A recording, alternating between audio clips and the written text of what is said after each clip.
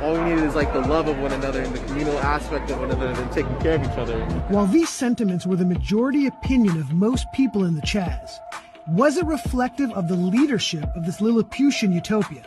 The question was answered when we interviewed Jaden Grayson, one of the leaders of this movement.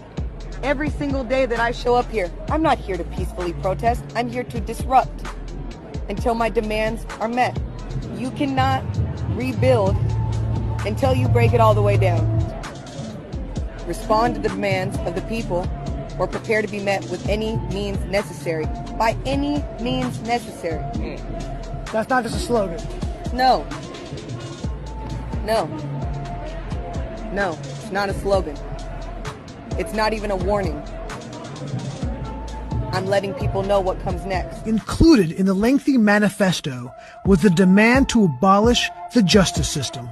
So speaking of the criminal justice system, do you think that it's so inherently biased, so inherently racist, that the criminal justice system, the courts, all of that need to be taken away?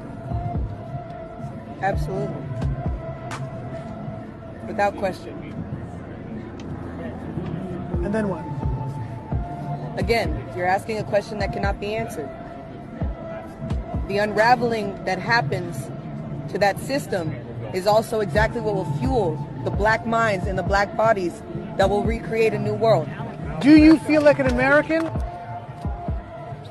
I am an African brought to America. You can't kill an idea, but ideas can kill you.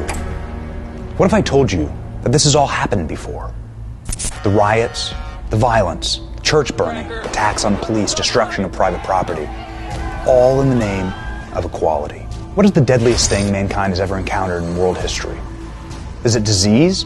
Famine? Nuclear weapons? Not even close. By sheer body count, it's an idea. This is the story of the deadliest virus in the world, communism.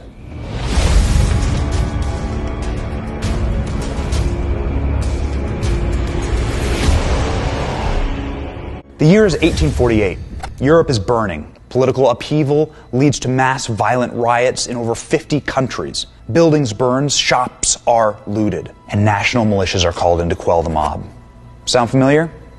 This year, an obscure socialist named Karl Marx publishes the Communist Manifesto.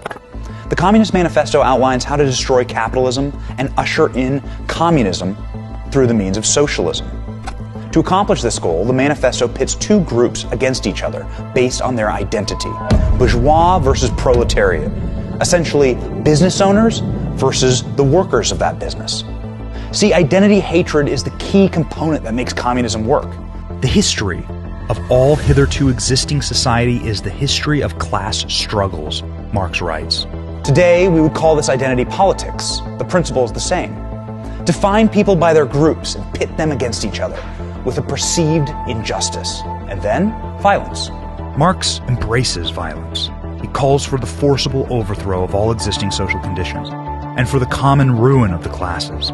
What we are left with after this violent class warfare is a communist state. Marx spells out plainly what this looks like. Complete state ownership of your life.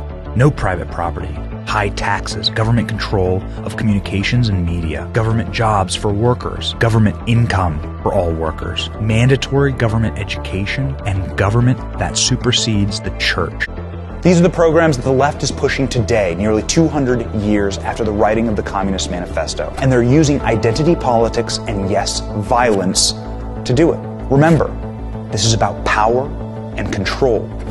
In 1917, Marx's ideas got their big shot. Vladimir Lenin was a Russian Marxist living in exile in Switzerland during World War I. Lenin believed wholeheartedly in communism and saw the Russian political upheaval during the war as his shot to create a communist state. Shockingly, when Lenin asked the German military for passage to Russia in the midst of a war between the two countries, Germany enthusiastically said yes. The Germans treated Lenin and his communism as a deadly weapon to be used against their Russian enemy, a virus to infect the opponent and cripple them. The Germans agreed to transport Lenin across the front lines into Russia, but only via a sealed train, so Lenin and his virus could not break out into Germany. Unleashing the deadly weapon of communism on the Russian people was a horrifically effective tactic.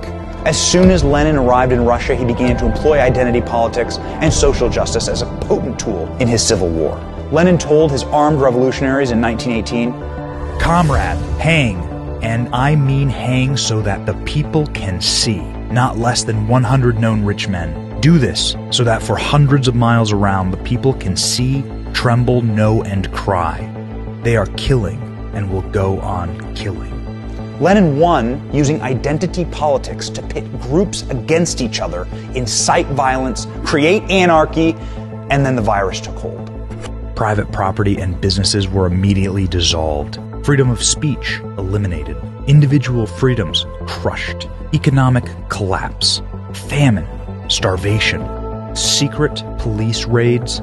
Millions of Russians sent to concentration camps. More people were sent to concentration camps in communist Russia than in Nazi Germany.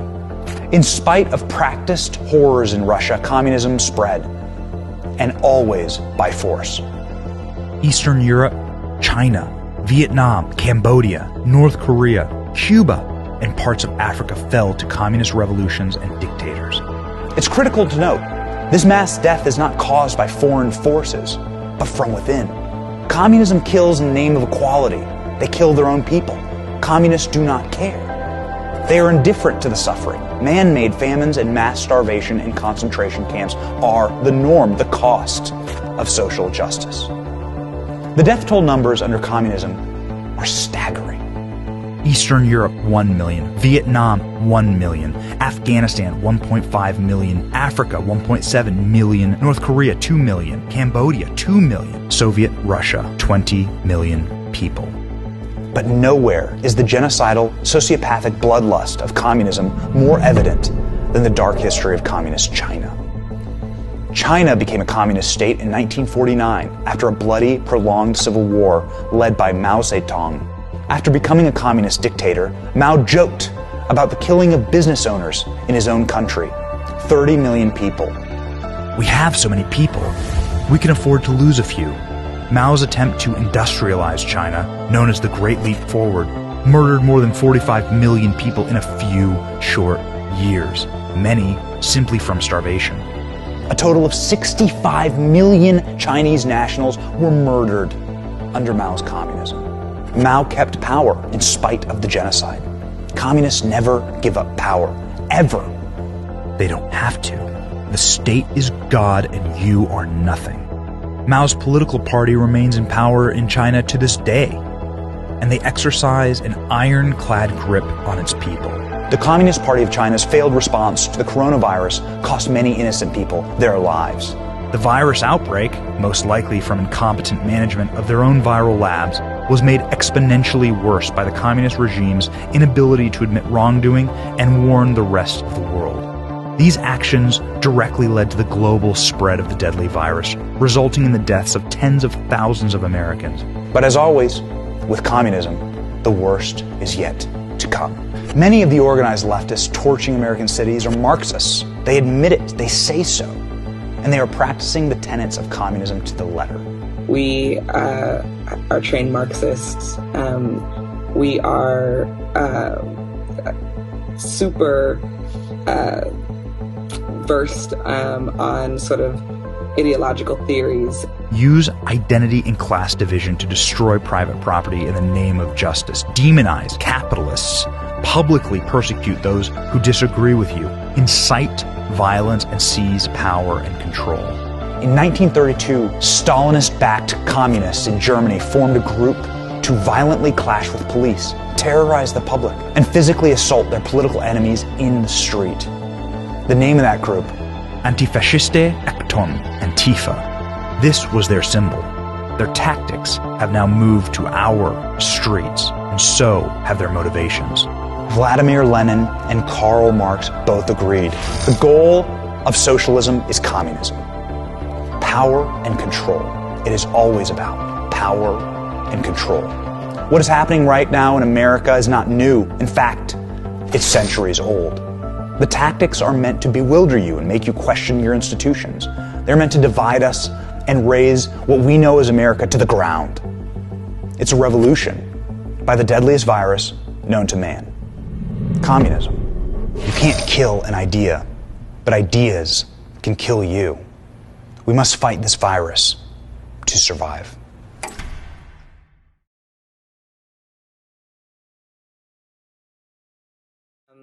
I also think that it might, I think of a lot of things. The first thing I think is that we actually do have an ideological frame. Myself and Alicia in particular are trained organizers. We are trained Marxists. We are trained Marxists. Are trained Marxists. Are trained Marxists. Are trained Marxists.